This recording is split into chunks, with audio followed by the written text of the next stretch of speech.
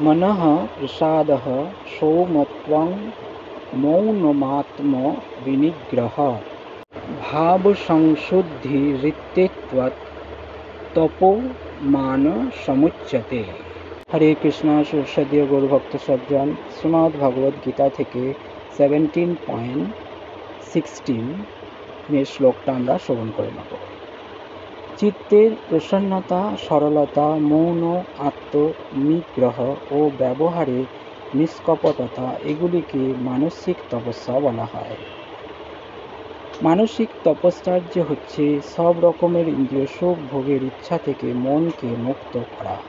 মনকে এমনভাবে শিক্ষা দিতে হবে যে সে সর্বক্ষণ মানুষের কি করে মঙ্গল হবে সেই চিন্তায় মগ্ন থাকে।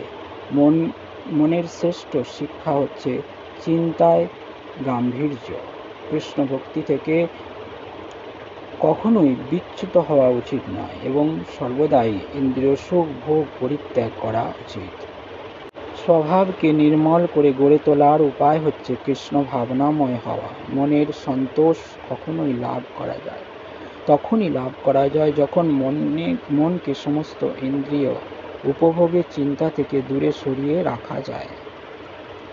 আমরা যতই ইন্দ্রিয় সুখ ভোগের চিন্তা করি, মন ততই অসন্তুষ্ট হয়ে ওঠে। বর্তমান যুগে আমরা ইন্দ্রিয় সুখ ভোগের জন্য নানা রকম পন্থায় মনকে অনর্থক নিযুক্ত করছি এবং তাই মানসিক শান্তির কোনো সম্ভাবনা নেই।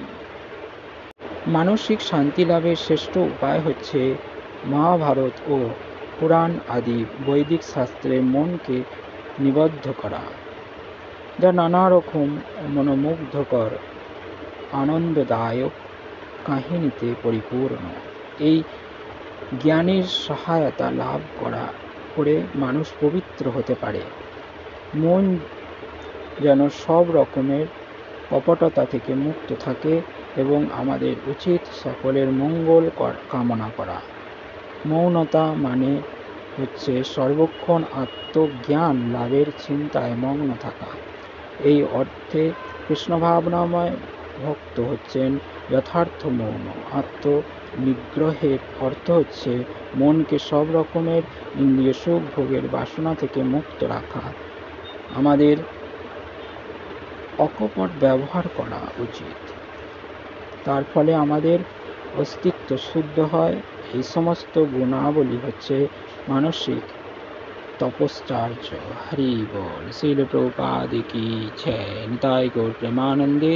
হরি হরি হরি বল।